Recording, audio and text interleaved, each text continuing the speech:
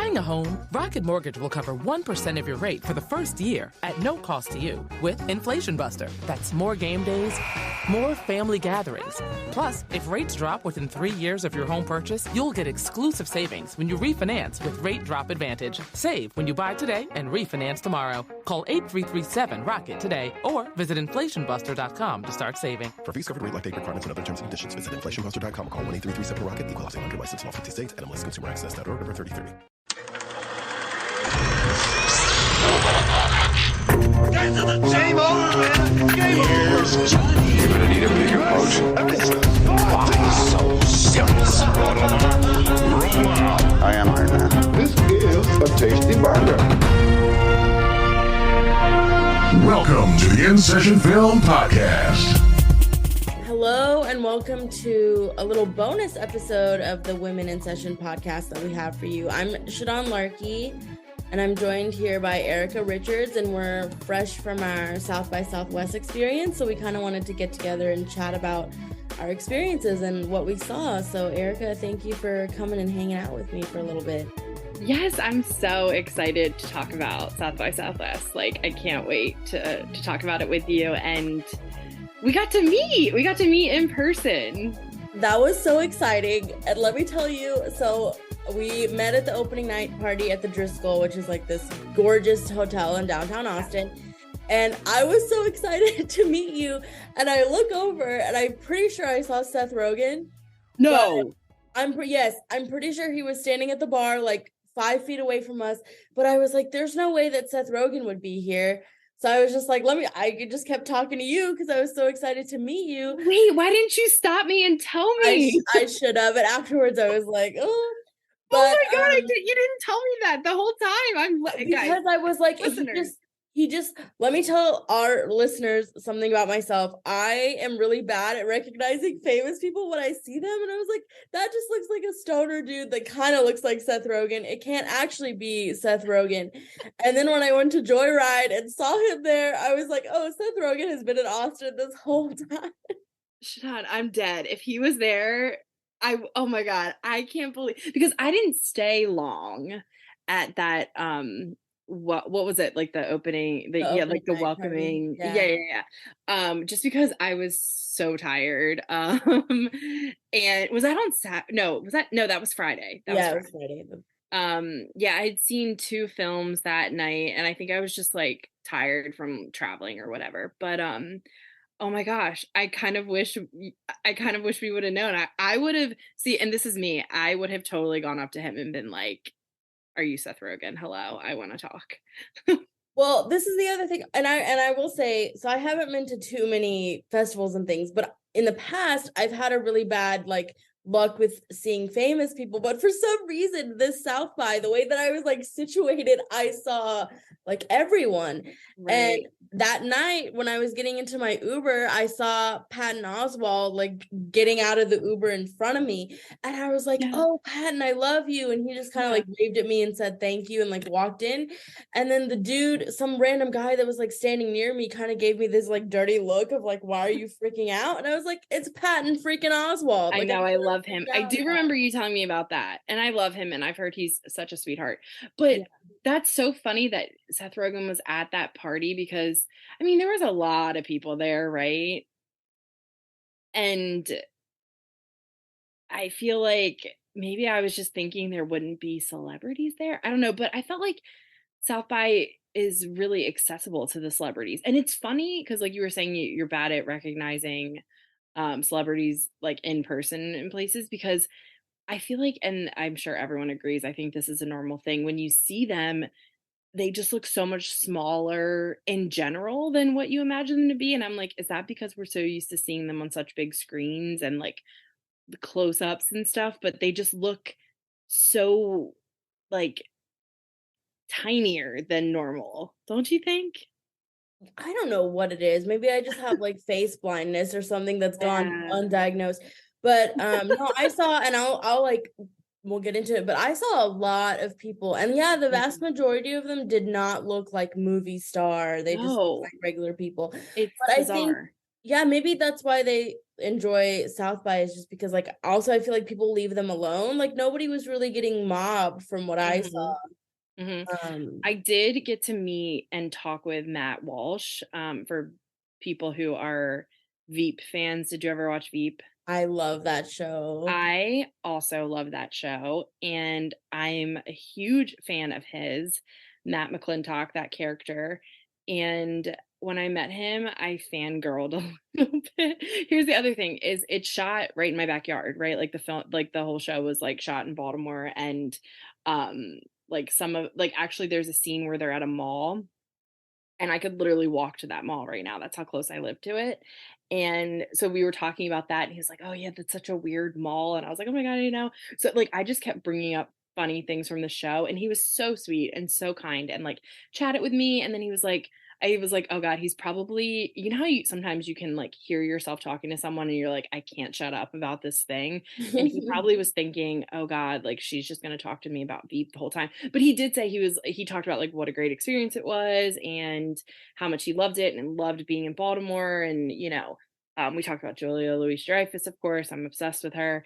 And then I could feel myself like not being able to stop talking about it. And then he was like, "Well, let's take a picture." And then I'm gonna go. I had a White Claw in my hand, and he was like, "And then I'm gonna go find where you got that White Claw." And I'm like, "Oh God, he wants to get away from me because I just like can't stop talking about Veep." But I've been doing a rewatch of it, and it's just like one of the best shows ever. And so he was wonderful, but he probably was like, "Oh my God, she won't shut up about." That's cool that he was like, "Let's take a picture," so you didn't have to be the Yes. one that was like, "That's awesome." Yes, he was so sweet and so wonderful, and it was so fun, like just like being able to talk to him and so accessible, right? But yeah, I mean, like I saw other like a lot of people close up, and what's really cool about South by is like they most of the time sit in the audience to watch, right? Mhm. And then get up on stage afterwards, and whether you're close or not, you still feel like you're super like close proximity, like where your seats are, but you still feel pretty close to them, right? I mean, I did at least. Yeah, so Problemista, did you see that one? No, remember I got that was like Oh, one of the only ones I didn't have an express pass to. And remember I was texting you because oh you were trying yeah, to you save didn't me make it this. in there. Yeah, Yeah. so Emma Stone, I didn't even realize she and her husband are producers on the film. So she was like 2 rows like in front of me. So I was kind of the entire movie like looking over at her and seeing her like laugh and stuff. And I was like, that's so cool. Are you kidding me? I love her. Oh my God. I'm so sad I couldn't get into that one. That was the one that like I got right to the end, and then it was like, we've reached capacity. And I was like, no. So we have to talk about that. So this was your first South by experience. How Yeah. did you, and I think it's your first like in-person festival experience, right? Correct. Yes. Honestly, I loved it. I was really sad to leave. I was really impressed with honestly the whole thing getting there. I do feel like it was pretty organized. I got there a day, so the like everything really started on Friday. I got there Thursday, which I would recommend to people. I was able to go get my badge, like no wait at all. It took like 2 seconds. The next day, on Friday, I popped over to the convention center just to like see what was there, right? And the line was like insanely long. So I would definitely recommend getting there early because I had no issues, and otherwise it was like insane in the convention center for people getting their badges. Um but I thought it was like done really like I thought it was organized. Like the only one that like say like air quotes bad experience I had was I missed a screening once because of the shuttle, which I also want to say that the shuttle I think is a great thing so that you don't have to worry about Ubering or getting to places or trying to figure out because the thing about South by is there's films at so many different theaters. Depending on what film you want to see, it might be at a different theater. And when I had signed up for South by like a while ago, I was like, how am I going to get to all these places? Right. And then I saw that there was a shuttle and I was like, oh, this is great. And I used the shuttle. But unfortunately, I did miss a screening because I didn't know that the shuttle's going to make other stops. Right. But I didn't know like I should have walked to a different shuttle stop because the one I was picking up was doing like a whole round before, and then I was like, well, we're gonna have to take you back to the convention center, then you're gonna have to get off the shuttle and get on another one. So that was really my only like complaint, if you will. But I do think the shuttle is a great thing, because then you don't have to, like I said, worry about how am I gonna get there? Am I gonna get an Uber? Because it's crazy at South by. There's people everywhere, which is awesome. And that's what I want to say too, is like, I felt like there was so much community at this festival. Like me, I'm a talker, I'm an extrovert. So standing in lines for films, like I got to know so many locals who were just so sweet and so kind, and like gave recommendations on restaurants, or just like wanted to talk to me about like who I am and where I'm from, and like tell me about all of their South by experiences. And I just felt like there was so much community there, like people that have been volunteering at South by and attending South by. And that was the other thing, is just like the pride that Austin has for its volunteers that help run that festival. I mean, every showing there's like a pre-screening like kind of like ad that runs before the film, just like any regular theater would run an ad, right? And it says like, thank you volunteers, and every theater just roars with applause and screaming for these volunteers. And it's just such a cool thing. Like it made me not want to leave, like ever. And like I would meet people at a screening, and then I would see them later, and like it was like, oh, like, hey, especially for me going to this like essentially alone. Like obviously you were there, and I know you and like a couple other critics that I got to finally meet in person, but you're going to this thing alone and you don't feel alone at all. So I loved that about South by. I was sad though, because I've been to Austin before and I ate so good the last time I was there. This time it was so busy that I was literally eating like a 7-Eleven hot dog in between screenings. So I was sad I didn't get to eat good food this time, but yeah, I mean, it was such a wonderful experience. So yeah, if there's one thing I've learned about going to festivals, is that I need to do a better job of like putting a protein bar in my purse or something. I actually did. I brought protein bars, and I would like steal an apple or banana from the breakfast in the morning at the hotel. But and like I'm like a popcorn eater when I go to films, right? But I didn't have popcorn once the whole time I was at South by, and that made me really, really sad. Just because like you get out of line and then you like got to get in line again. And the good thing about Alamo, I don't know if you went to Alamo at all, but you can get food there. And the one time I was there, I was like, I need to eat real food, because I don't know when else I'm going to be able to eat food today, and I can get popcorn some other time. But then of course popcorn didn't happen. So yeah, it was, I mean, I just, again, can't say enough good things. I had so much fun while I was there, and met so many great people, and it made me really bummed that I didn't stay the whole week, to be honest. I wish I could have stayed the whole week. Next time we'll figure out a way for you to stay longer. Yeah. So it's so funny. I went to UT Austin. So I lived in Austin for 4 years. And when I was in college, like I would try, I mean, it was usually during spring break. So a lot of times I was exhausted and I would leave, but then I would try to like, catch a movie and stuff. And even 10 years ago, like it was so much smaller. And it's just expanded so much, and they've added like different sections to it now. So it's, as somebody who loves and adores Austin, like it's great to see that the festival has grown so much. But it's also like part of me misses like the smaller kind of weird indie festival that it used to be. But yeah, I do agree. Like I think, and it's also interesting with Austin because a lot of people who lived in California or different places have moved to Austin now because it's become such a big tech hub.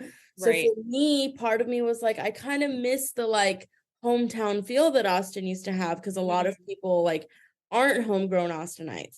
And that's something that like my Uber drivers would say a lot. They'd be like, like you can kind of tell who was born and raised here and who wasn't. So it's just a really interesting experience in that way of like, even, I was in Austin a year ago for last South by, and the city has changed so much. And like a lot of the, my favorite restaurants are gone, and like a lot of those locally owned stores are gone. So it's kind of interesting to see like what the city has become, and it's a little bit bittersweet. But I think and people were so nice. Like the volunteers are so sweet, and like I loved my favorite part of the festival. Absolutely the films and the stars and all that stuff, but I agree with you. Like I loved the conversations that I had when I was waiting in line.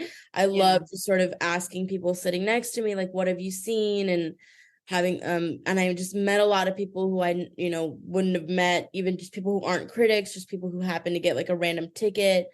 So that was really cool.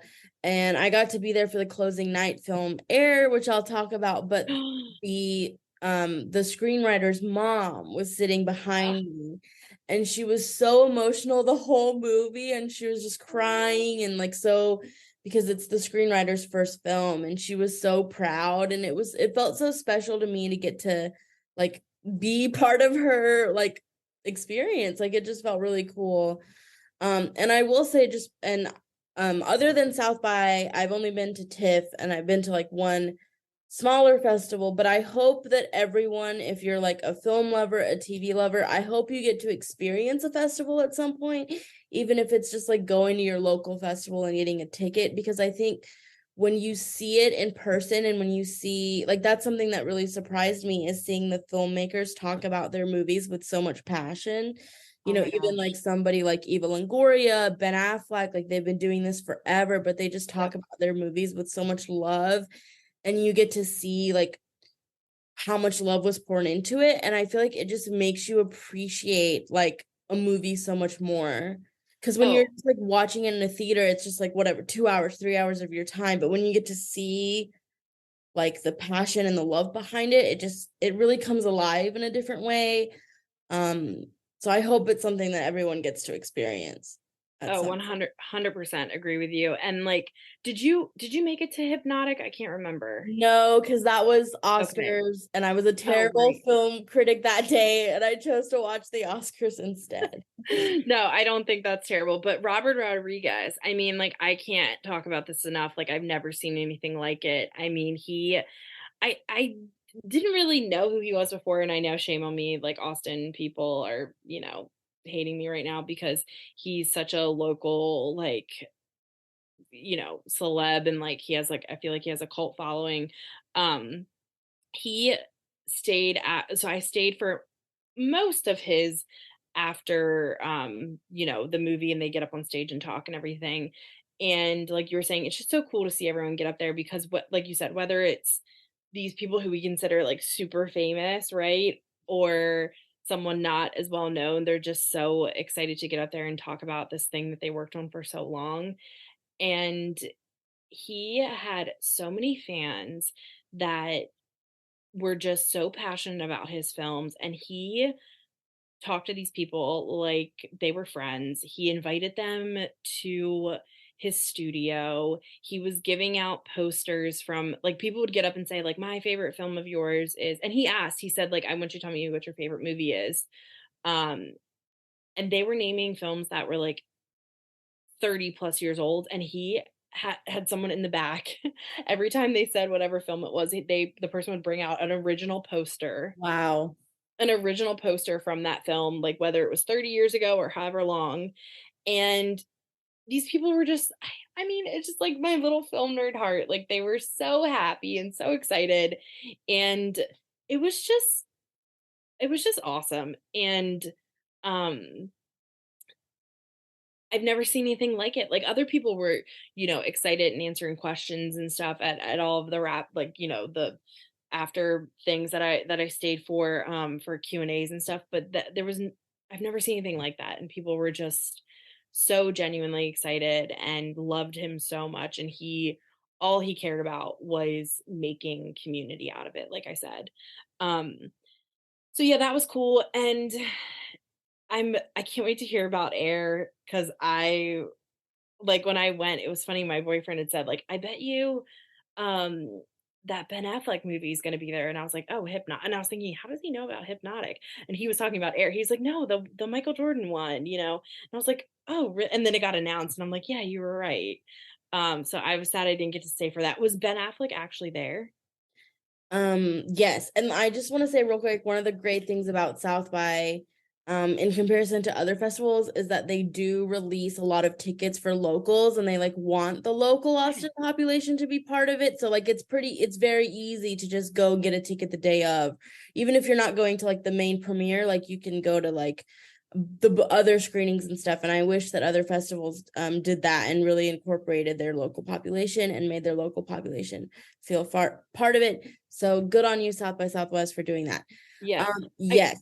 And that's the thing. Sorry, I just want to add on to that, because I was meeting people that didn't have like, because you can tell everyone that most people have a badge, right? So they're wearing like a lanyard around their neck. But there was a woman that I was talking to on the shuttle, and she's like, yeah, I'm from here. And she's like, I just get the wristband. So they have like this separate wristband option. She's like, it's only for film and TV. And I think that was one of the things that I was most surprised by, because again, going into this, my first film festival, I've done film festivals I've done South by online like a couple times, and it's just such a completely different experience. And I think I was surprised at how many people were locals and were like, yeah, I volunteer every year so that I can come to all of these things. And oh, we've been coming to South by for 25 years or whatever. And I'm just like, this is so cool. And like, it's just like a fun little tradition for, I think, the locals too. Now, it was funny, this one woman that I talked to, she was like, well, back in the day, like when I had kids, we would leave town. She's like,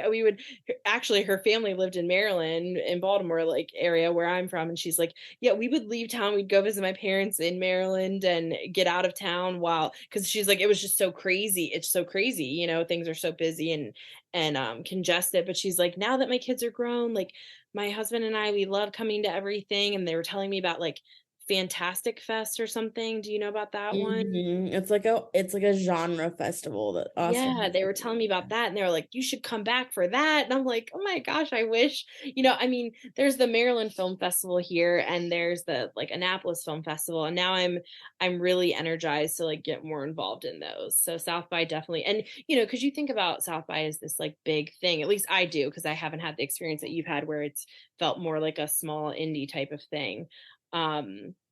So I'm like, you know what? really need to support more of my local film, community. So I'm energized to do that. Now, I did try to go to the opening night of the Annapolis Film Festival years ago, and it was a Robert what's his name? Robert Reiner film. It was like the LBJ film or something. And I thought I thought I could just roll up to like the theater in Annapolis, and it was sorry, hopefully that sound isn't coming through. I thought I could just roll up to it, and I got there and it was like insanely packed. And the person I was with, it was like, let's just like turn around, right?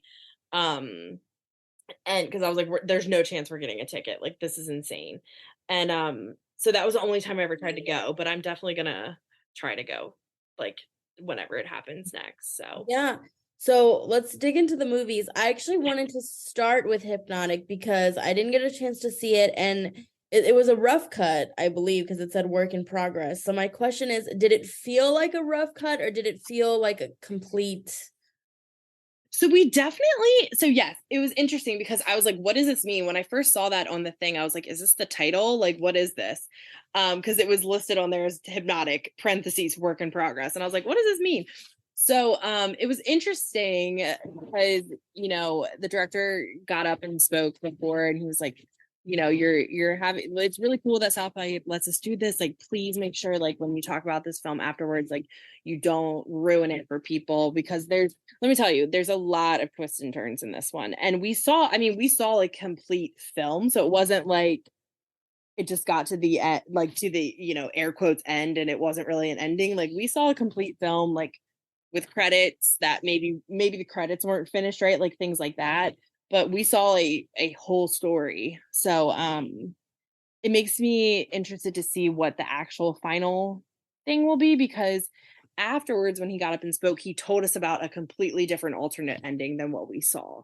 So I don't know how that one's going to shake out, but it was really interesting. And you know what? I'm a huge Hitchcock fan. And afterwards, when he got up and explained that this film was like something he thought of like 20 years ago that was influenced by Hitchcock's Vertigo, like something like Hitchcock's Vertigo. Like he was editing, I think like Spy Kids 2 or something, and had Hitchcock's Vertigo playing on a separate, like VHS, like screen, like from a VHS or something, or from like a remastered or something. He said, I can't remember what it was now. On mute. He had it playing on mute because, back in the day when our editing system wasn't as advanced as they are now, he would have to, there was so much wait time when you're editing something. So he said he just had it playing, and he thought like, oh, if Hitchcock was still alive today, like what type of film would he make? And, Hitchcock had those, like, he said, even like down to the name of it, like Hitchcock had those one name, one word titles, like Vertigo, Psycho, Notorious, like things like that. So he was like, what would it be, and what would like the plot be? And that's how he was inspired to do this one. And once he compared it to Hitchcock, I was like, oh, I see what you're doing here. Like then it made more sense, like the whole like approach to the film made more sense to me. So then of course, like I liked it better because I'm such a Hitchcock fan. I was like, oh, I like what you're doing here. But there is something to be said about films that have twists and turns to them, right? Um, Sometimes you get to a point where you're like, okay, how many twists and turns are there going to be? And then it's like, does it make it more or less believable? Believable is kind of like a weird word to use there, but I I did enjoy it. I don't want to give too much away, but it's interesting. I think people are going to be divided on it, to be honest with you.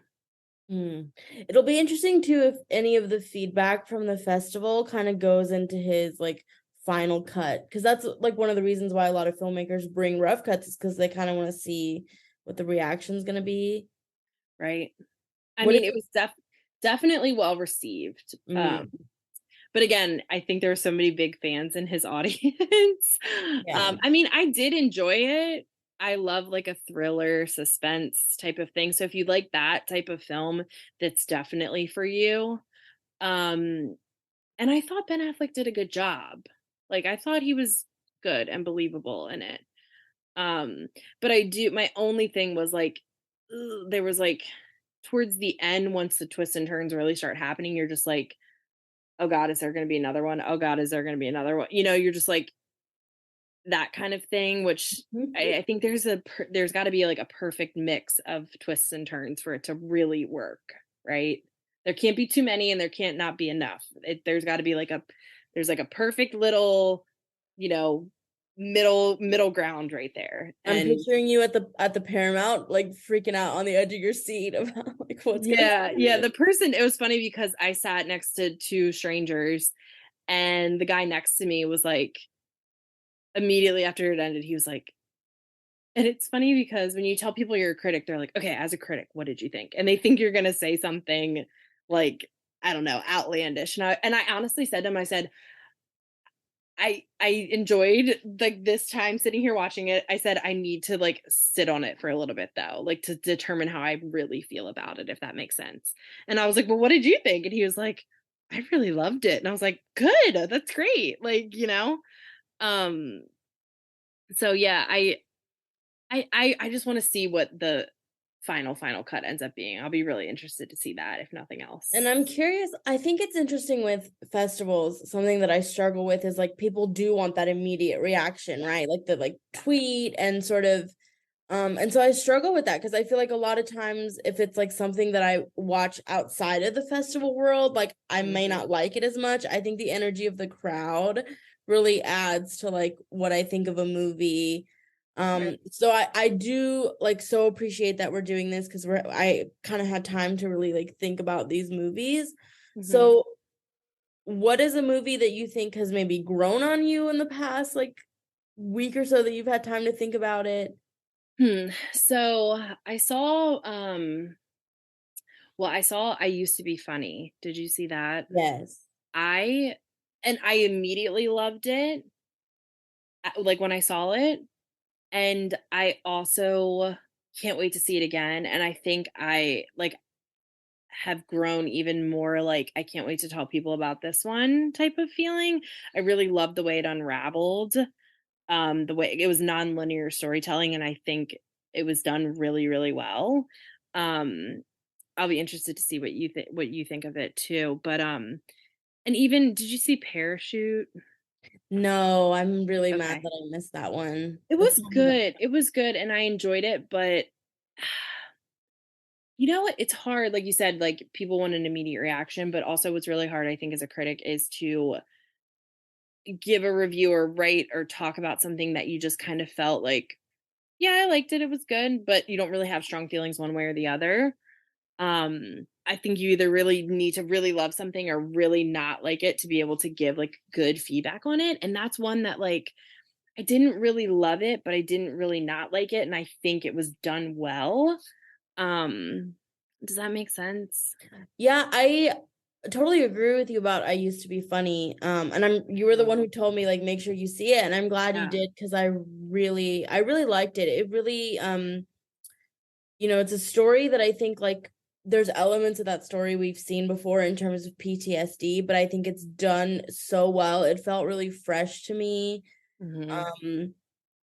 Yeah, I was really moved by it. I'm a huge fan of Rachel Sennett, who is Yeah. the star. She was the star of Bodies, Bodies, Bodies, which was one of the headliners from South by Southwest last year. Yep. She was in Bottoms, which, spoiler alert, was my absolute favorite film of South by Southwest. Was it? Okay, we need to talk about Bottoms, Did definitely. you see it?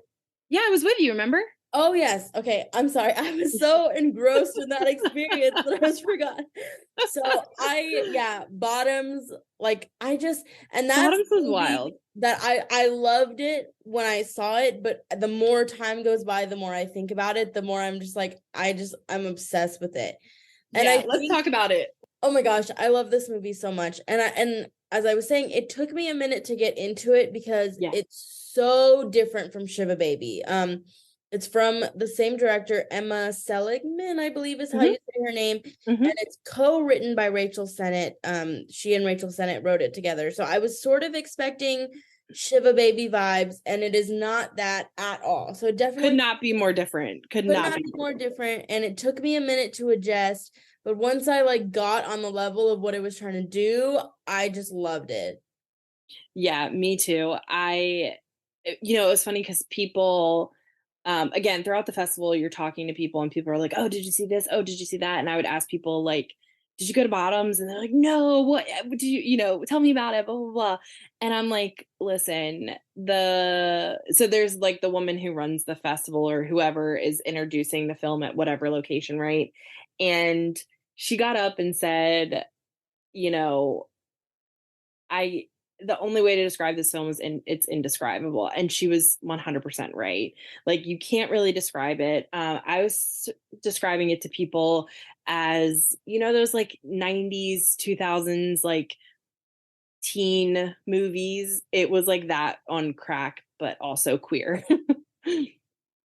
Yes, it's definitely not, and somebody else pointed this out, so it's not an original thought, but it's not sort of like Booksmart or like No. Blockers, sort of these modern teen comedies. It very much reminded me of like Not Another Teen Movie, which Yes. my Chris Evans obsessed heart loves that movie. So I was really Right. happy to see it's like a female queer version of that movie. And what I really liked about it is I think a lot of times when you have like an ensemble cast, it's like hard, I felt like everyone did a really good job. Everyone had like character development, everyone had got like a moment or a good joke or a good punchline. Yeah. I thought it was really well done. I really think like this is a movie that 10 years from now, when you're talking about like high school comedies, Mhm. this is going to be one that people are talking about. It's just so good, and it's so surprising. Like that's why it's hard to talk about, because I don't want to give anything away. Right. There's so many surprises. Basically, Rachel Sennett and her oh my gosh, I don't know. She's from The Bear, right? If you watch that. Ayo Yeah. a Debris. I'm sorry, I don't know if I'm know. probably butchering that, but Yeah. and she was fantastic. But so they're two best friends, and they start like a female fight club self-defense class as a way to get to hang out with their crushes and sort of get FaceTime with these girls that they're in love with. And yeah, it's just so funny. The adult characters are great. It's so like progressive and positive and yeah, and there was many people that got up in the audience afterwards to like during the Q&A that were like, you know, either I wish I had a movie like this when I was a teenager, or if they were a teenager or very young, they were like, I'm so glad I have this movie now, which is just really cool to see, right?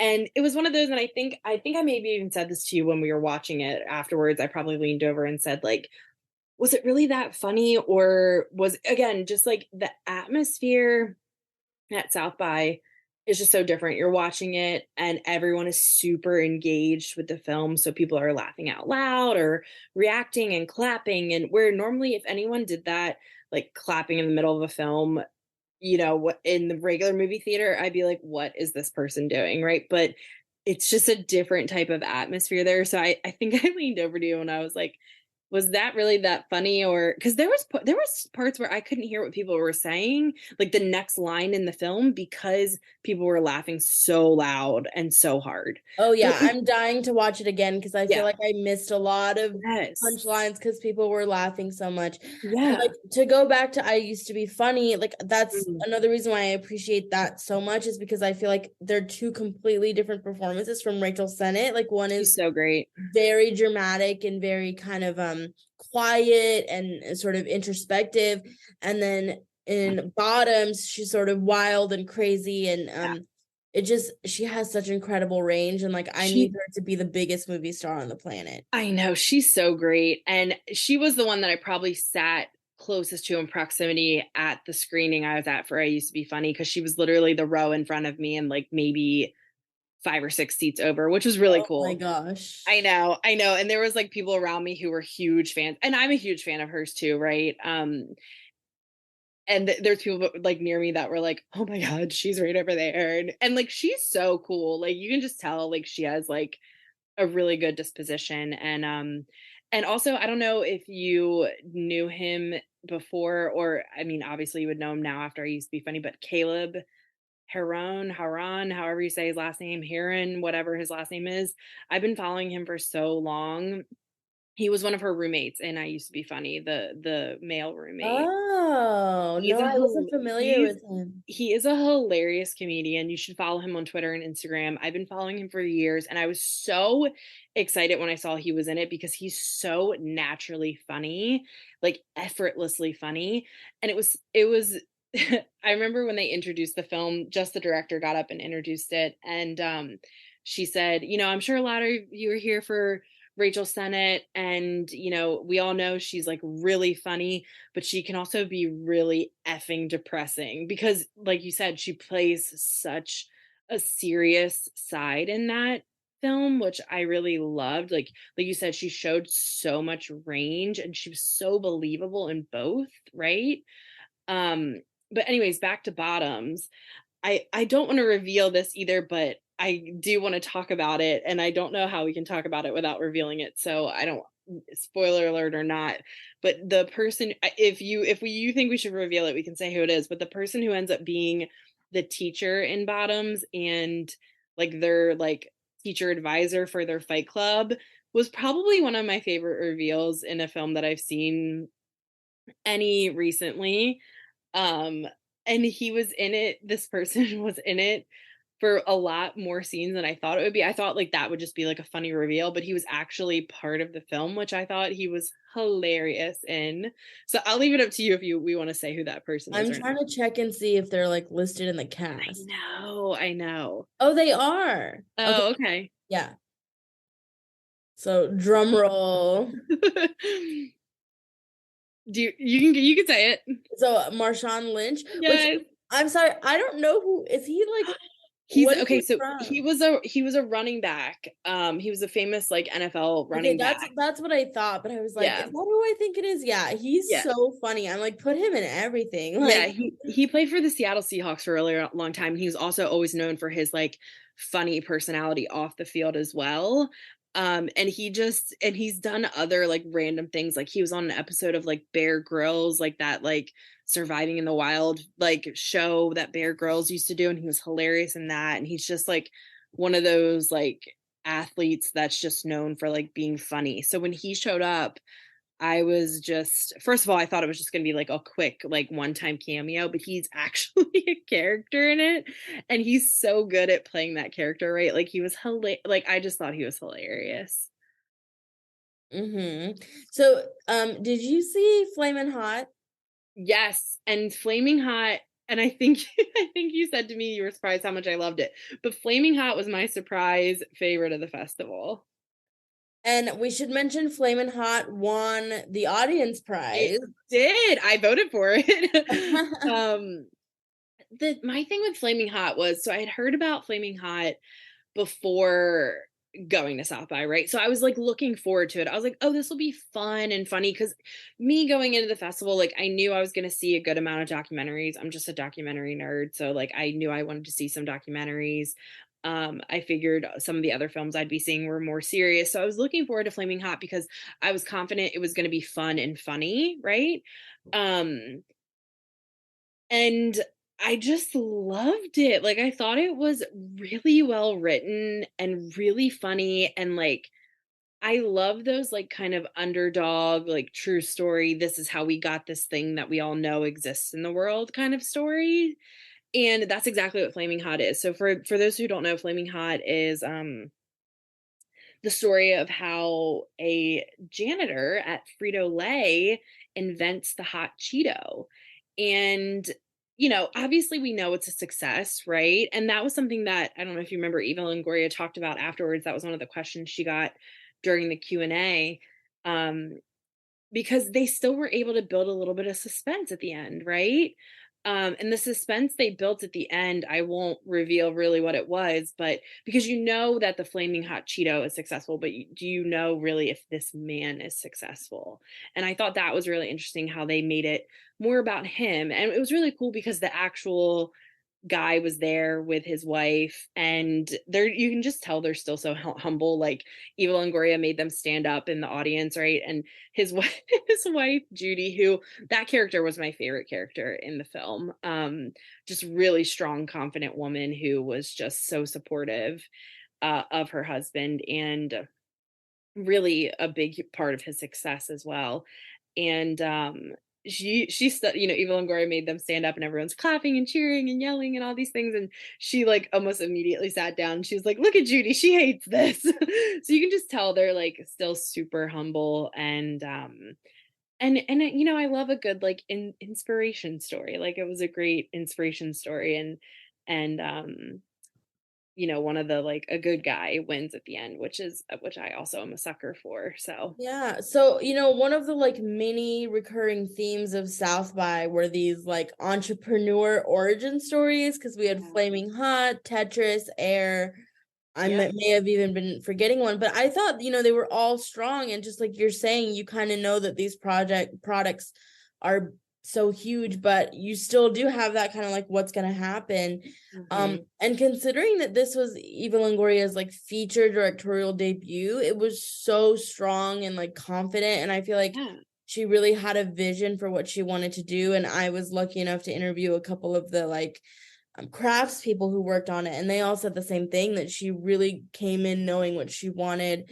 And a lot of the people who worked on it sort of behind the scenes and in front of the camera were Latinx. So I love that she pushed for them to have that opportunity. And I thought it was really great. I mean, Jesse Garcia, like as Richard Montani, as the inventor of Flaming Hot Cheetos, like that was such a good performance, like one of my favorite performances of the festival, because like if you don't root for him, that movie doesn't work.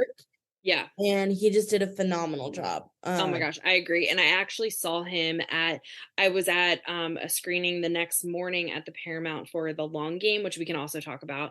I don't did you see that one? I don't I think you didn't, so you're Okay. gonna have to, Yeah, tell me yeah. about it. But I saw him, he was there just like to watch it, and he was talking to someone that was behind me. And I looked up and I saw him and I was like, oh, I love Flaming Hot. And he was like, he immediately just like put his hands to his chest and was like, thank you so much. Like he was so genuine. And I was like, you were so great. And he was like, thank you so much. That really means a lot. So again, like, I just like ran into him at the next screening the next morning, which was just really cool. Again, another really cool thing about South by is like some of the some of the actors and directors are going to other films too. Like I said, which was just really fun. I think that's going to be a super successful um thing. I think Flaming Hot's going to be super successful. I think it is going to theater. I know it's going to Hulu and Disney Plus. I saw that. Yeah, I'm not sure if it's getting a theatrical release. I want to say no, but it's gonna be the first time that Hulu and Disney Plus are doing a simultaneous release. Right, I did see that, which is June huge. 9th. So be on the lookout for it. Yep. It's really good. Sit and watch it with like a bag of Flamin' Hot Cheetos, and it's a lot of fun. It's very, very good. And Yeah. I should also point out, speaking of the cast, that I thought Annie Gonzalez, who plays Judy, was amazing as well. She is my favorite. She is, I Um, mean, you just are watching her and you're like, yes, this is a badass woman who is confident in herself and confident in her husband.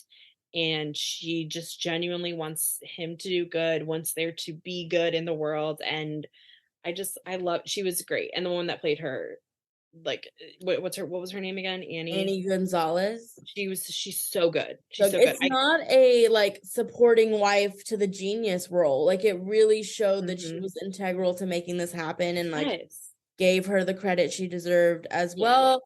And shout out to Dennis Haysbert, who's like one of my favorite actors ever, who was great. So yeah, just a great cast top to bottom. Matt Walsh, who you mentioned, Tony Shalhoub, Yes. like I went into this with, to be honest with you, very low expectations, and I was surprised by it.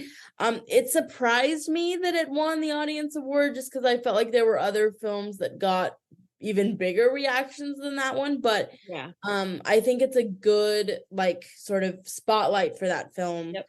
So I'm agree. really happy.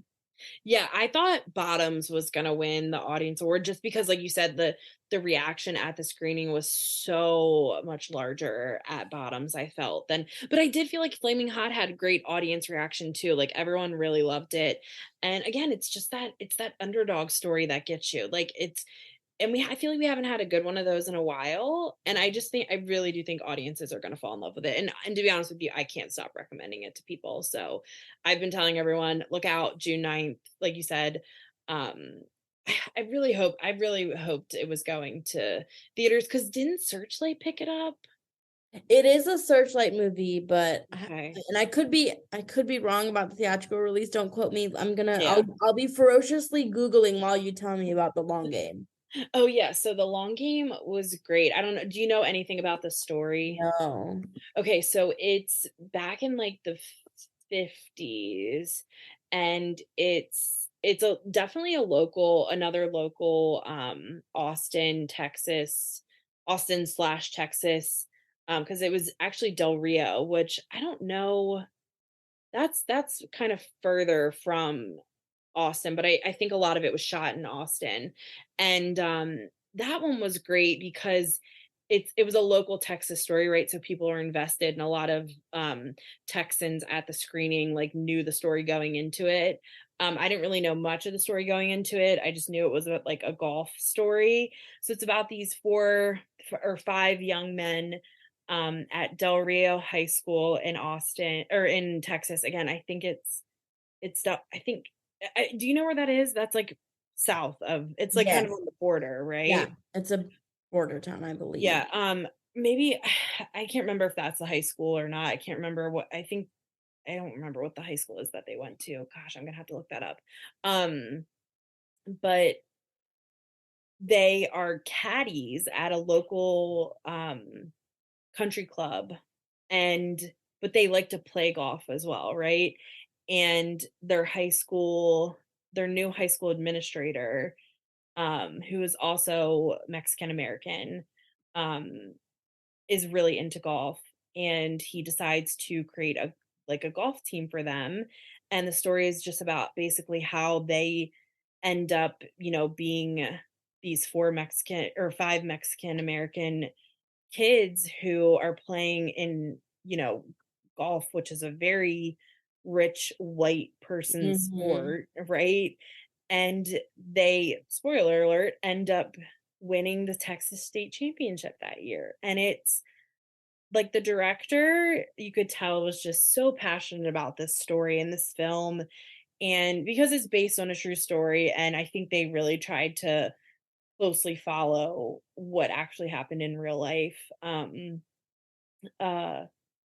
Is it St. Felipe High School? I'm trying to remember what the high school was now. I feel bad. I feel like I need to look it up. But you can just tell, like, and a lot of the people that worked on the film were there in the audience, which was cool. Like, they had everyone stand up, like if you worked on the film or if you were, any part of the crew, which again is just really cool to like be at these screenings, and these people worked on this thing that they were so passionate about. And it's just, again, one of those like great like underdog stories, even though like you kind of know what's going to happen, right? Like, why else would they be making a film about it? But it's still fun to watch. It was really interestingly shot, like some of the golf scenes, because again, like, I think golf is one of those sports that's made for the movies, like baseball is, right? Like, baseball is definitely made for the movies. You can easily make a successful movie. Like, there's so many baseball movies, right? And golf, I feel like, is one of those you can do that with. I haven't seen as many golf films, but it's the kind of sport that's like it's such a mental sport, that you can do a really good job of dramatizing it. And it was shot really interestingly, because I always joke that golf is boring to watch, but they definitely did not make this boring to watch. It was really fun. And it's 5 teenage boys, so they get themselves into a little trouble throughout the film too, which is interesting to see. And there's, an aspect of their coach. So there's 2 coaches. One was Dennis Quaid, so he's like the really well-known actor. And then the other gentleman, oh God, what's his name? I think he's from, hold on, let me see if I can look it up really quick. He's from something like some popular show that I didn't watch, but people were mentioning it. Is it Jay Hernandez? Yes, thank you. Yes. And wow, it's got a 9.7 on IMDb. That's really high. So yeah, it was cool just to see it all come together. And I think I had heard, so this was actually, I missed the Q&A afterwards, because that was when I was trying to catch another film that I ended up missing because of the shuttle. So I didn't stay for the Q&A, even though I should have. I regret it now because I didn't even make that other screening. But what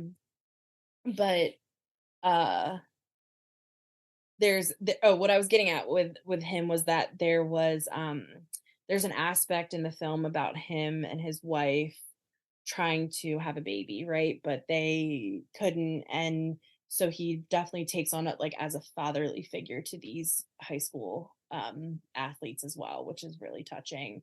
And I got a little emotional at the end, and I think the people around me, I could hear all sniffling too, so I think it got a lot of people.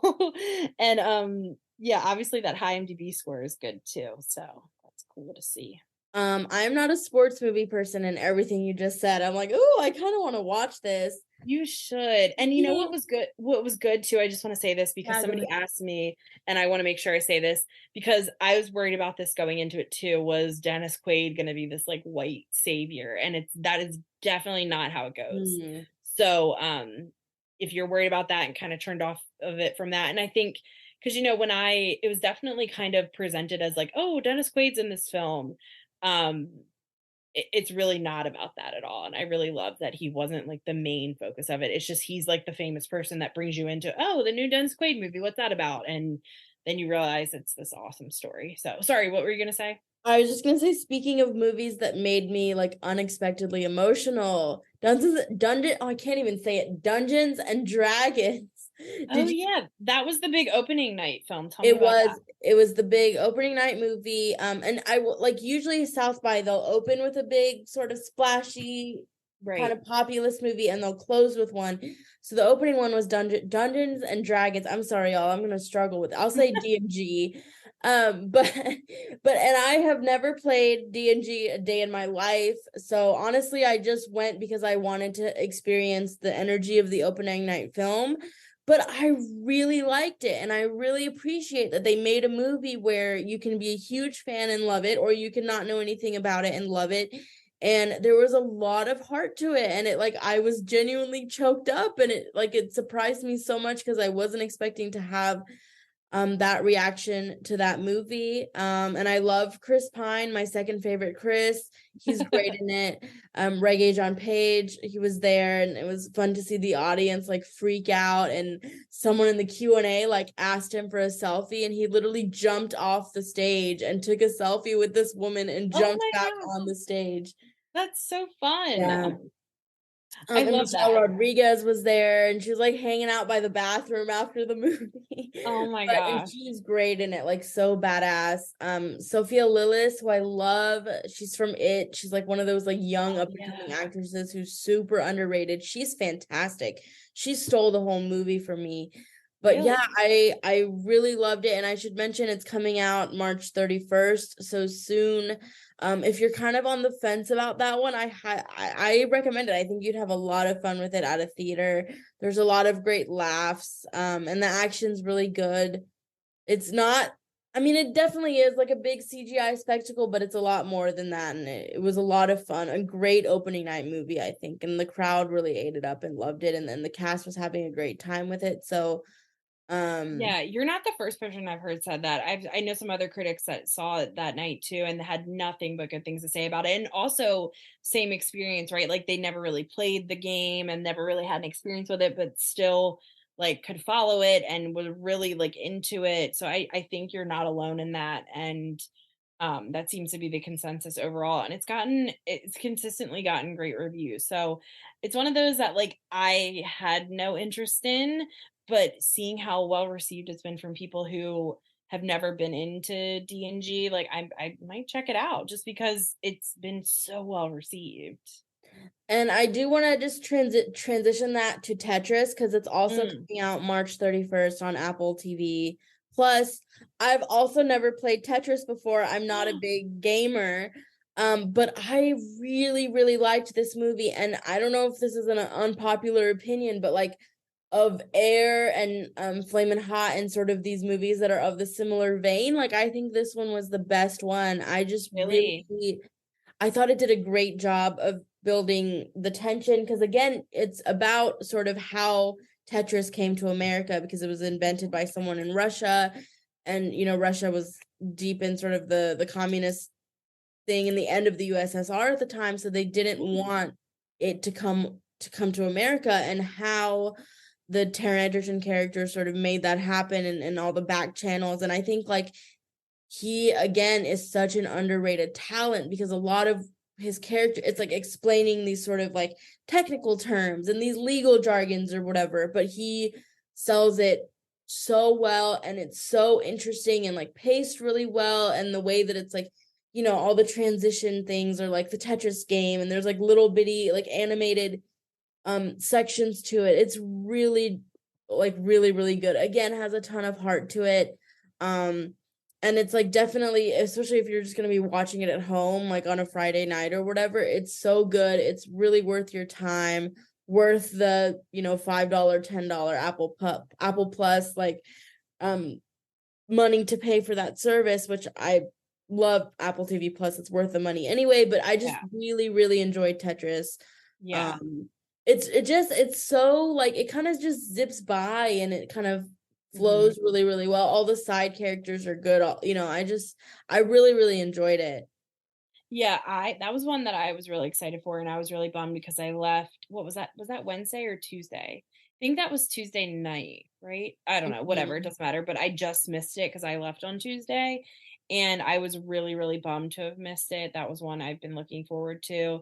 And it's funny because I would not consider myself a gamer at all, but Tetris is probably my favorite game. That's like the only one that I've ever played, like, because it's such an easy one to like play on your phone, right? And it's just one that I also feel like has been around forever. So I also love these types of stories that are these little things that are in our everyday life and how they came about. Like I could watch stories about that forever, right? Like the flaming hot Cheeto, right? Like everyone knows about hot Cheetos, and you never know that there is like this whole story and life behind it, right? Which I think is really cool. So I can't wait for Tetris. That's one I'm definitely gonna watch as soon as it comes out. And Air, tell me about Air. So you liked it, but it's still Tetris So still beat out Air, huh? I did really, and I will say, like, I am a huge fan of Ben Affleck as a director. Like, I love Gone Baby Gone. It's one of my all-time favorite movies. I love The Town. Argo. I'm not as hot on Argo. Mhm. I do like it, but that's not my favorite of his. And I yeah, love The Town as well. he was there, and it's interesting because he I don't know if he just said that because he wanted the crowd to feel special. I feel like he was being genuine, but he was like, this feels like the one of the biggest nights of my career. And I think it's Aw. because, and he genuinely seemed so nervous to me, and I think it's genuinely because he knows that, like, I think the last movie that he directed wasn't received well, and he felt like, okay, if this one doesn't hit, I'm in trouble, kind of a thing. And he genuinely seemed very nervous. And What was the last movie he directed? oh my gosh, what was it called? Hold on, I can try to look it Yeah, up. you're gonna have to look that up for me. But Yeah. no, yeah, he was there. Matt Damon was there. Viola Davis was there. Jason Bateman was there. Like, the whole cast was there. Chris Messina, Chris Rock. And yeah, I mean, Viola, that was a whole thing in and of itself. Like, she got the biggest applause out of everyone. She was like, because people are reporting on the standing ovation, which there was a standing ovation, but the standing ovation was because of Viola. When she came out, people got up and started clapping for her. Yeah, how could it not be? Um, Live by Night, by the Live way. by Night. There you go. Yeah, And that was in 2016. I never saw this, so yeah, it's not great. yeah. But no, I genuinely did. I liked the movie a lot. I thought it was really, really well done. Again, like, a really interesting backstory. I think I was just kind of disappointed because I wanted it to be a little bit more about, like, the actual shoe and the design of it. But again, you can't really judge a movie based on what you wanted it to be. You have to judge it based on, like, what it is. And I did like what it was. It was also interesting because you never actually see Michael Jordan. They just use, like, some archival clips of him, and then there's somebody who's like a young Michael, but they just show the back of his head. So that was kind of like weird at times. It felt awkward to me, but I might be in the minority because I feel like people absolutely loved it, and they're already talking about, like, is it going to be a big awards contender? I will say, like, I think that the cast absolutely sells. Like, I think if you did not have these cast members, this movie would not be nearly as good. Like, Matt Damon is fantastic. Like, Viola Davis takes, like, a mom role and elevates it so much. Like, she is phenomenal. Even Ben Affleck, people are whatever about him as an actor, but I feel like he's really grown into it, his, like, acting skills, and he's, like, phenomenal. Jason Bateman is always, so I did really like it. I think the editing is fantastic. The script is sharp. I think it's gonna be a huge hit. Yeah, just go into it knowing that, like, it's definitely more of a character drama and a people drama rather than, like, a lot of about, like, the makings of a shoe. But I will say, like, the ending is very good because there's just, like, this fantastic sort of montage that it ends with. It is really well done.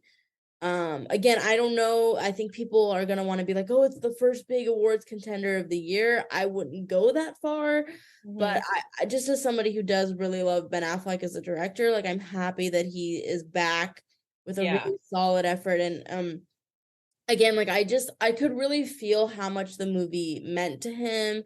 And so I'm really happy for him. And it's, I posted this on Instagram, but that man really does have, like, resting sad face, or like RBF, whatever you want to call it, because all of the pictures that I took of him, he looked so sad. And I'm like, he was in a great mood, like super friendly, super engaged with the audience. Like, he just was like really taking it in and like appreciative of the moment.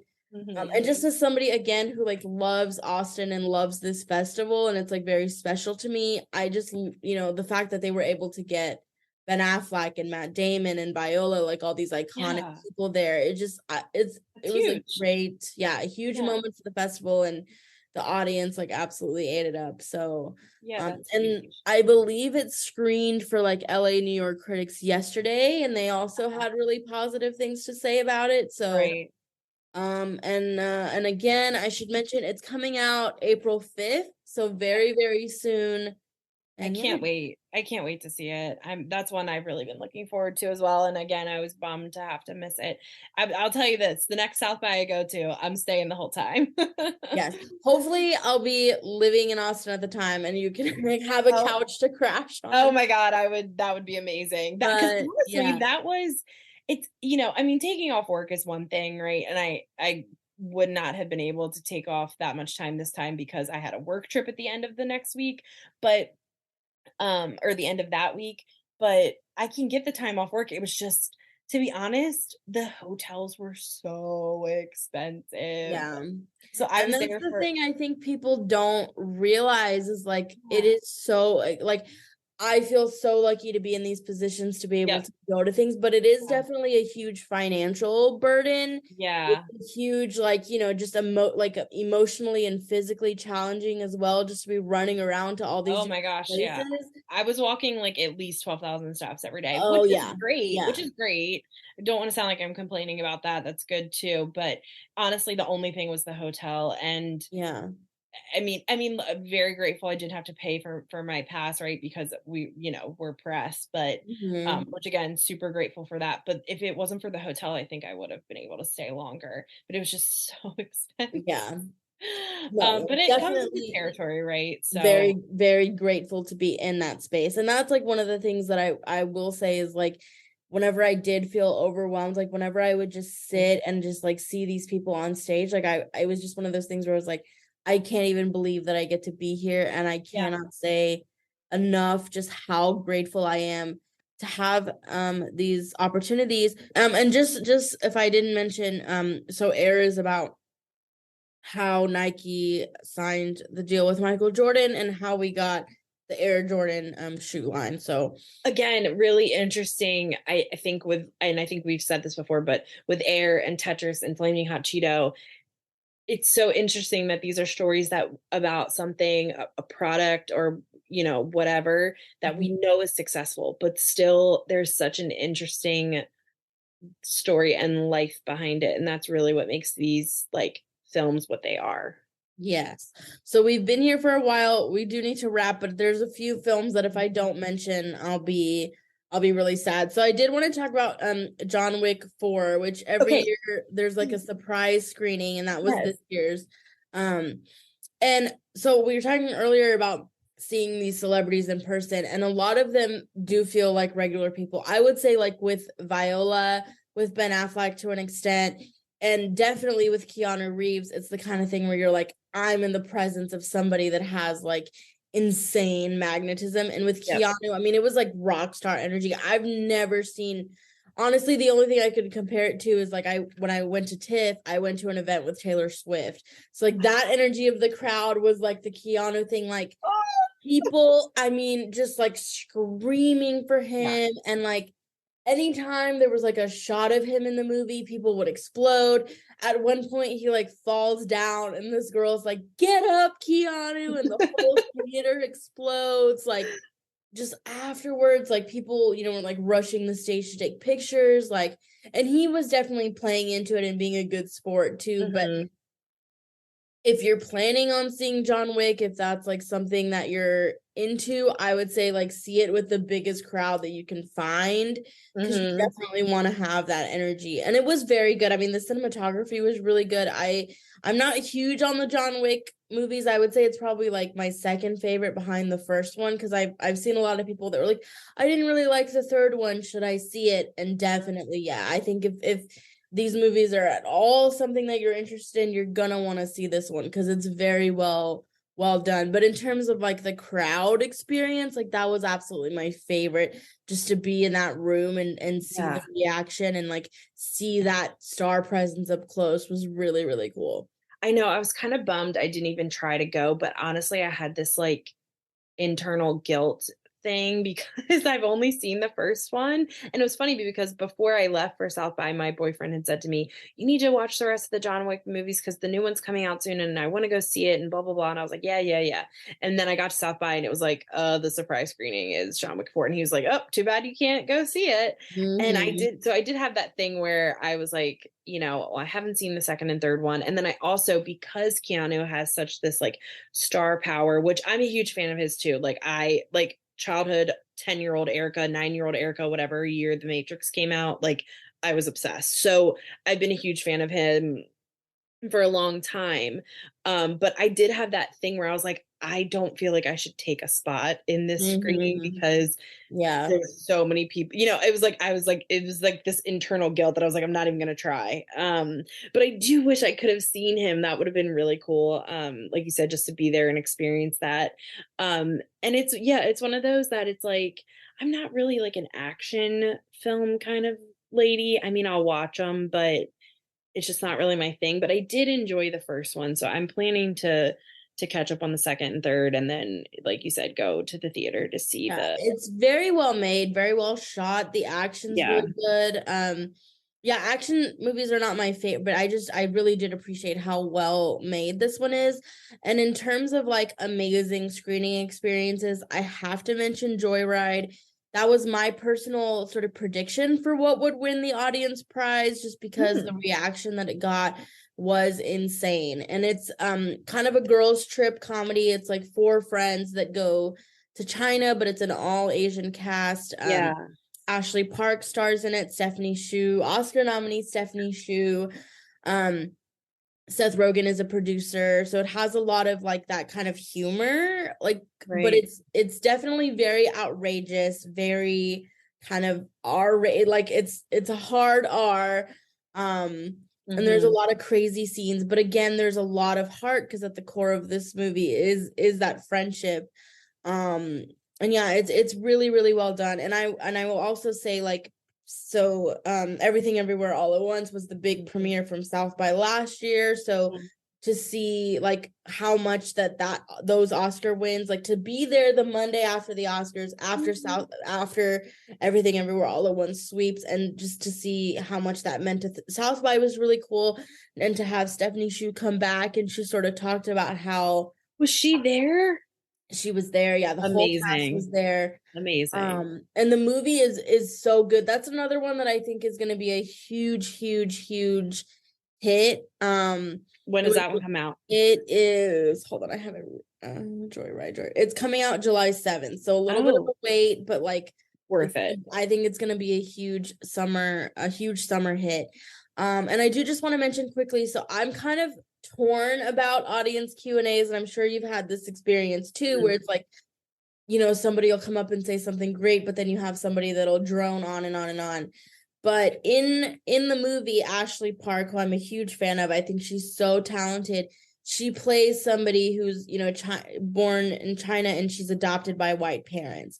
And somebody came up at the screening and I saw a picture of this.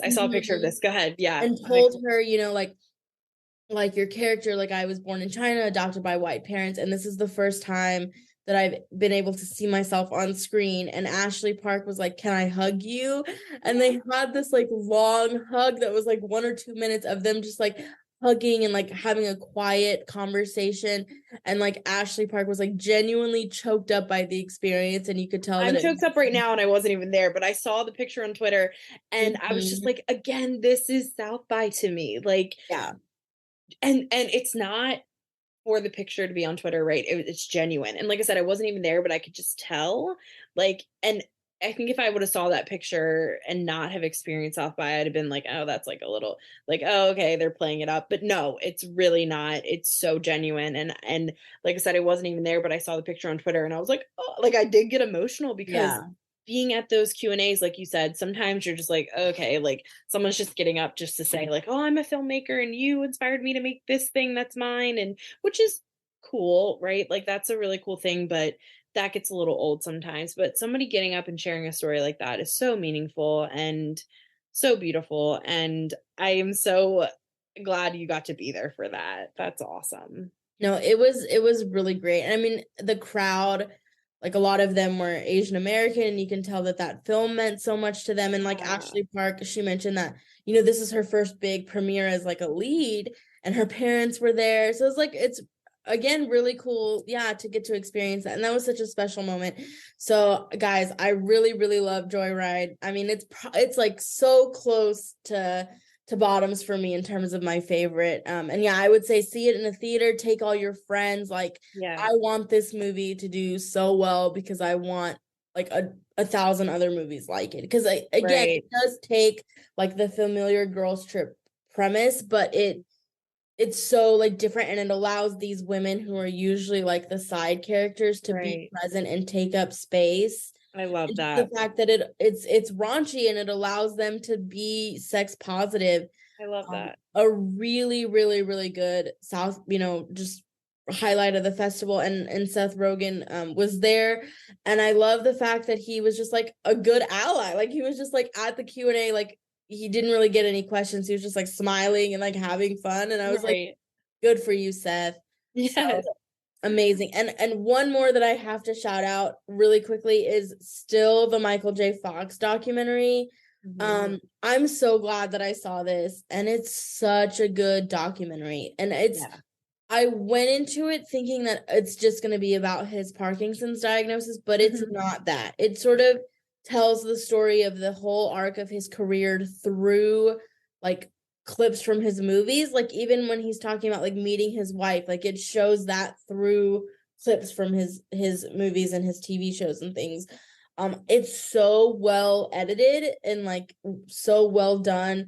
And it definitely, you know, it does touch on his Parkinson's obviously, and there are sort of those like inspirational moments, but it's so much more than that. And he was there, and I would say like he got the biggest reaction out of any, just like multiple standing ovations, and like people rightfully were like so excited to see him there and doing well. That's awesome. And yeah, I really, again, I highly recommend. I don't know when the wide release for that one is going to be, but I highly recommend, even if you don't, because, and this is terrible of me to say, I've never actually seen Back to the Future. I know, bad film nerd. No, but that's okay. But yeah, but even if you're not somebody who's super familiar with him, like I think you would really, really enjoy it just because. And Back to the Future is one of those, like I just recently watched it for the first time in the last, like I would say 5 years or whatever. So no shame, no guilt on you. I still have never seen a Star Wars film, so here I am, right? Shame.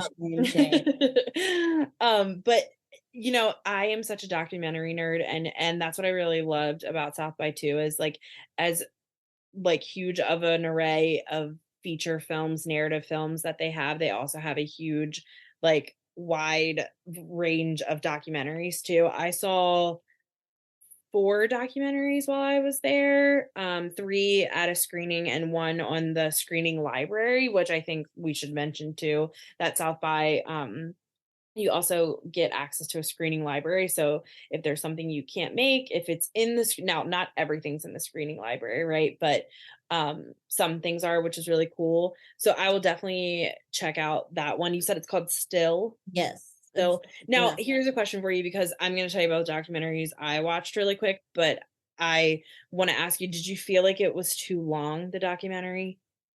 I didn't think so. Honestly, I feel like there was a lot of things that it didn't even touch on that much. I would have been fine with it being even longer. Okay, interesting, because go ahead. Well, I was just gonna say, because of the way that it's made, because it's using like those clips, like it's paced very well. Right. That's good, because I loved all the documentaries I saw, but honestly, every single one of them, I was like, this could lose 15 to 20 minutes and it would be like knockout, right? So I saw the Lady Bird Diaries, which is obviously the story about Claudia Lady Bird Johnson, one of the first lady LBJ when he was president, right? And it was really cool because it's like, I think it was 123 hours or something of recordings that she had done, like an audio library, or audio diary, I'm sorry, um, of her time as the first lady during the presidency. So it was like a really cool behind the scenes look at that presidency, which of course was surrounded by tragedy, right? Um, so that was really interesting. She's obviously like a local icon to Austin, like huge, huge, like meaningful person to Austin. It was cool because her daughter was there who's like in her 70s now. She was at the Oh, screening. very cool. Yeah, and I loved it. It was really good and it touched on all the things you wanted it to touch on, right? But I do feel like once it got to the end, you could kind of feel everyone like, okay, like wrap it up. But it was really good. Definitely check it out. She's such a strong woman and so confident, like, and it's just really cool to hear the first lady like talking to the president like as the boss lady, and you can just tell like I want to be her, like you're like, yeah, she doesn't care, she's speaking her mind, and it was just really cool to see. I also saw a Great Photo Lovely Life, which was honestly one of the most interesting documentaries I've ever seen. I'm I so don't sad I missed that one. oh, I'm so upset. so it's coming to HBO documentary, so it'll be on like HBO or HBO Max, I guess. What if everything? I don't know if everything goes to HBO Max now, but it is an HBO documentary, so I assume it'll be on HBO Max. That one, like I said, I watch a lot of documentaries and I watch a lot of true crime documentaries too, right? And this is not true crime, if I can explain it that way. It's about this woman who is a photojournalist. And so it's really her turning the camera on herself, right? And it shows her investigating her grandfather being like a sexual predator, right? He was a chiropractor, he sexually abused a lot of young people. And it's her, dealing with this, and it's her and her mom and her sister that are like the main voices in it, and the grandfather, right? And it was so interesting because a lot of these true crime documentaries, this one was obviously really personal. A lot of times they're not told like from this personal of an aspect, but it was so interesting to watch her and her family be so conflicted about the way they feel, right? Because it's their grandfather and their father that they've known and had a relationship with their whole lives. And then being like, well, he was a terrible person, So I've never seen such a conflicted, because usually these are like, well, he's the monster, right? Here's the monster. And it's only, but it was just so interesting to see it told from this angle of, well, like, this is my grandfather and them spending time with him. And he's just like, if you didn't know this about him, you would think, oh, he's such a sweet little old man and Mhm. he loves his daughter and granddaughters. And you're seeing him like in this like old old stage of his life, like pretty much dwindling. And it was just so, you watch them be so conflicted and you're like, I don't know, it was just really really really interesting documentary. Definitely check that out when it comes to HBO. Again, Great Photo Lovely Life. I'll be interested to see how it's received from people because it's so different from anything I've ever seen. um and then I also saw Periodical, which was honestly probably one of the most educational documentaries I've ever seen. This is one of those, when it ended, I was like, everyone in the world should watch this. And it was really cool because it was told from so many different angles, from like medical professionals to like celebrities and comedians, and then the young activists that are working this cause, which is women and their periods, right? Like just providing education on women menstrual cycles, and how women, really the driving force behind it is the pink tax, which I'm sure people have heard of. If not, it's the tax that women have to pay on products like tampons and pads and things that we need every month, right? So it was just really interesting, and I love bringing normalization to things like this. I'm obviously someone who is open and not afraid to talk about things like this, but I think, and it was interesting to see these people, from everyday people in the documentary, there's just like everyday people to gynecologists who are super comfortable talking about things, or comedians who like to make jokes about it. And I just think it was really interesting the way the story's told. Definitely heavily researched, but like not boring, right? It was done really well, edited really well, all put together really well. And this is one of the ones that I didn't feel like drug on too long. I thought they did a good job like wrapping it up. Then the last and favorite documentary that I saw was Being Mary Tyler Moore, which I'm a huge Mary Tyler Moore fan. I don't know if you ever did you watch it? I'm so mad at myself for missing this. Oh, it was so good. Like, I mean, but I will say this one though, I did feel like it could have lost 15 minutes at the end. I think at the end they just wanted to get everyone in there saying how much they love Mary Tyler Moore, right? And it's like, we get it. She's great. We love her. Like the last 15 minutes, I just think kind of drug on. But all that to say, like, it's fantastic. And I think it really captures her whole life, which was really cool. And it was told sequentially, right? It was told in order, chronological. It was told in order, right? Um, which also was really interesting, and I loved it. And like Betty White's in it, and I don't know. I'm someone who grew up on Mary Tyler Moore, and she was super instrumental and like influential in my life. Mary Richards, we have the same last name, and she was this woman who was independent and worked at a news station, and I ended up doing that. Like my first job out of college was at a news station, so living by myself, being independent, not needing to like, you know, all the stories we've seen for so long are about women finding a man. And I just love that that was never her story. And um honestly, when the documentary ended, I was like, I just can't wait to like go home and like get on Hulu and watch reruns of Mary Tyler Moore because it's such a funny show. She's so fantastic. And it just really, really well done. That's also coming to HBO documentaries, and I know that one will be on HBO Max. So definitely check that out. Yeah, South by Southwest has a very, very strong doc lineup. And my biggest regret of the festival is that I just didn't make enough time for the docs. And I'm so mad at myself. I really wanted to see You Can Call Me Bill, the William Shatner documentary. I know. And you know what? I will say there's two other documentaries.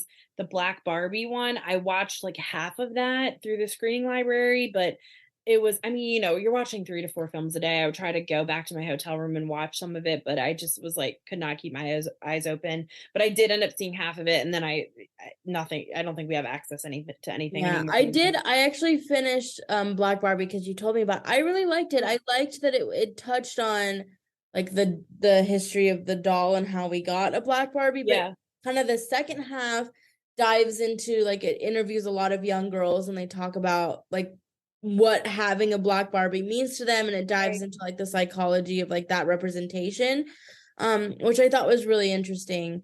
So I would recommend recommend that to go back and finish it. And it kind of made me think differently about like the dolls that I used to play with as a child and like how different my life would have been if I had a doll that I felt like looked like me. So right. Yeah. And like I said, I watched the first half and it was great. And then there was one other documentary that I was really sad I couldn't get to. Was Love to Love You, Donna Summer. My mom is a huge Donna Summer fan. I love Donna Summer. That's also coming to HBO, but I didn't get to see it. And there was the Little Richard documentary as well that I didn't see so many good documentaries. I mean, like you could literally go, and that's honestly, that is my only complaint about South by, other than that one little shuttle mishap was there. And this is like the easiest complaint to have. There's so much to do and just not enough time. Like even if I would have stayed for the whole week, like I wouldn't have been able to do everything I wanted to do, which is one of the best things about South by. Like, even having access to like some of the comedy stuff I wish I could have gone to. And like there's just so much. Oh, and you know what? Sorry, I was just thinking that I'm like, there's one thing I didn't talk about that I saw was the first episode of Love and Death, which is coming to HBO Max. I think at the end of April, I think I got to see the first episode. I can't wait for more. That's Elizabeth Olsen and Jesse Plemons, and it's based on a true story about this couple from like some small town in Texas that decides to have, they decide to have an affair. They're both married, right? The Elizabeth Olsen character and the Jesse Plemons character are married to different people. They decide to have an affair and it ends deadly. I don't really know what happens. I've been trying to like not look it up. even though I think I know what happens. But yeah, it ended on, of course, the first episode ends on like a major cliffhanger. So can't wait to see. And I should mention just quickly that the South by Southwest Film Festival is now the South by Southwest Film and TV Festival. Yes. So they include, now TV is in their lineup. And I saw American Born Chinese, which is fantastic. It's coming to Disney Plus in May. Oh my gosh, Blind Spotting season 2 premiered. That was really good. And I have to take a second to talk about Swarm. It's on Amazon Prime now. Yes. Fantastic. Dominic Fishback, fantastic. She plays this like young woman who is like obsessed with this Beyonce-like pop star. Yep. And it's very Beyonce-like, very, very Beyonce-like, to the point where you gotta wonder legally how they made that happen. Honestly, I'm afraid that the Beehive is going to come after that. I've seen some angry tweets already. It's really. So basically the show, and Erica, you've gone further in it than I have, but it dives into sort of fandom and the toxicity of fandom and all that kind of stuff. So it's so good. I really liked it. Yeah, so I know the first 2 episodes premiered at South by, but I actually got to watch the whole thing before, the day that South by started. I actually got all 7 episodes and I binged them all, and it was just like, I think you and I talked, and you were like, oh my god, it's so wild, and I said, you haven't, because you had seen the first 2 episodes, and I was like, you haven't seen anything yet. Like every episode gets wilder and wilder, and it's fantastic. Like I couldn't, again, obviously I binged it, so I got into town Thursday night. By Friday morning I had binged all 7 episodes. So definitely check that out if you haven't already. Like you said, it's already on Amazon Prime. So, and it's like such a conversation starter. Like, I feel like the more people watch it, the more it's just gonna like set the internet on fire. Like it's so interesting. It takes such big swings. Like, again, kind of what I was saying, similar to Joyride, where you get to see these like, Asian American women take up space. Like I loved getting to see this Black woman in this role, like taking up this space. I thought it was so well done. 100%. And you asked me about Problemista. I have to talk about it just real quick. Yes. So it's like the directorial debut of Julio Torres, who I'm unfortunately not familiar with, but I know people love him and think he's amazing. It is a very confident directorial debut. Like, it's just, it has such a distinct style, and it is very well done. The only thing I will say is I feel like because it was sort of that first feature, there was a lot of ideas that they wanted to get in there, and it was a little bit like overstuffed, where I feel like if a lot of these sort of side things were taken out and everything was like a little bit more centralized, it would have been stronger. But it is definitely worth your time. It's going to be distributed by A24. Tilda Swinton is like amazing in this movie. I felt like when she wasn't on screen, I missed her. It's such a strong character, such a distinct performance in a career of distinct performances. Right. So, definitely put it on your radar and check it out when you get a chance to see it. Yeah, I'll definitely check that one out. And then the last one that I want to bring up that I saw was Self-Reliance, which was Jake Johnson's directorial debut. Did you see that one? Yes. Yeah. Okay. And Anna Kendrick's in it as well. Wait, did we see that one together? Were you there? I think we were literally sitting. I can't remember, but I loved it. And then I was just like, the end fell super flat. But I will say, what I loved most about it, and what I will like champion, the reason why people should see this, is that it is one of the most like original, unique stories. Yeah. And that's what I loved about it, is that it's like a really fresh and fun idea. So, a lot of things that we're seeing these days, and even us talking about these like, rags to riches and like underdog stories that we're talking about that are great and that we love. This is one that's like, I've never seen anything like this before. And that's why I think it's so fun. Like I said, I just think the end fell a little flat, but still worth a watch. Like, I wouldn't say to not watch it because of the end. And I think most people will be fine with the end. It was just kind of like, oh, okay, at the end. But I thought the whole thing was really fun. There's a lot of fun cameos in it. It's really self-aware. It's really funny. Genuinely funny. Like, I felt like that was a really great audience received film as well. Like, tons of laughter, genuine laughter. Like, it was funny. It's one of those things where I'm like, I can't wait to see where he goes from here because it's such an interesting debut. Yeah. So I really, really enjoyed it. Speaking of debuts, I have to talk about Americana real quick with Paul Walter Hauser and Sydney Sweeney. A lot of people have said it's like reminiscent of the Coen brothers, which I definitely see that because it's like a Western. Definitely very weird, but also I would say like, yeah, a confident debut. Halsey's in it, which I didn't even know they were in it until the credits rolled. Like, a really great performance and like weird, a cool hidden gem in the South by schedule. And then also another little hidden gem is Late Bloomers, which I really, really liked as well. Yeah, I wanted to see that and never got around to it. Was it good? Yeah, it's like this, she's like a girl, she's 28 and she breaks her hip and she's like in the hospital with this like 80-something-year-old like Polish woman and they end up becoming friends. It was really sweet and it really moved me. I really liked it. So as much as I think there were these like big titles and big names and big stars, I love that they did make room for these like little small tiny movies. Yeah, so they definitely deserve a mention as well. Yeah, Erica, I agree. as we come to the end of our South by Southwest marathon, was there anything that like you haven't gotten to mention? No, I think we talked, or I at least mentioned everything I saw. Like I said, I just had such a blast at South by. I wish I could have stayed longer. I was so glad to meet you in person. I can't wait for when we can get together again in person. That was such a highlight for me, genuinely. Because like you were saying, like it does kind of feel lonely a little sometimes because you're just like running from place to place. Yeah. So it definitely was so nice to have like a grounded moment of like somebody and like somebody that is a familiar, friendly face and like yeah, I loved it so much. Great. And and I just want to say a shout out to JD and Kristen and everyone at InSession for giving us the space to geek out about South by Southwest, and to everyone who's listened to us, thank you so much. Tweet at us and let us know, like, have you watched any of these movies? Are you excited about them? Do you disagree with our opinions? I would love to. I love getting feedback like that. Me too. Yeah, again, just super validating to, like you said, meet in person with everyone and be around these critics that we either tweet with or talk with or podcast with or whatever. So I'm really glad to have met people that I met there. It was super fun. And thanks for doing, like, it was so fun to do this and talk about things that I didn't get to see or things that I did get to see that we both saw.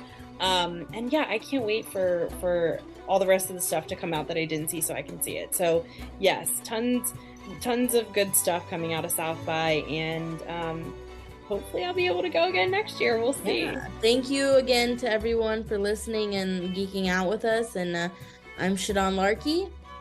I'm Erica Richards at eRock Reviews on Twitter. And we'll see you, or we'll talk to you in the next Women in Session. So thanks so much for listening, everybody. Bye.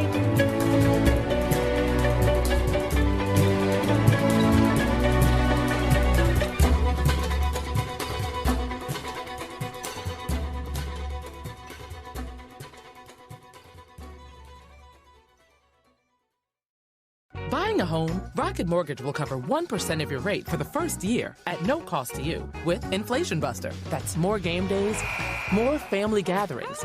Plus, if rates drop within 3 years of your home purchase, you'll get exclusive savings when you refinance with Rate Drop Advantage. Save when you buy today and refinance tomorrow. Call 8337-ROCKET today or visit inflationbuster.com to start saving. For fees covered rate like date requirements and other terms and conditions, visit inflationbuster.com or call 1-833-7-ROCKET. Equal housing lender license in all 50 states. NMLS Consumer Access.org number 3030.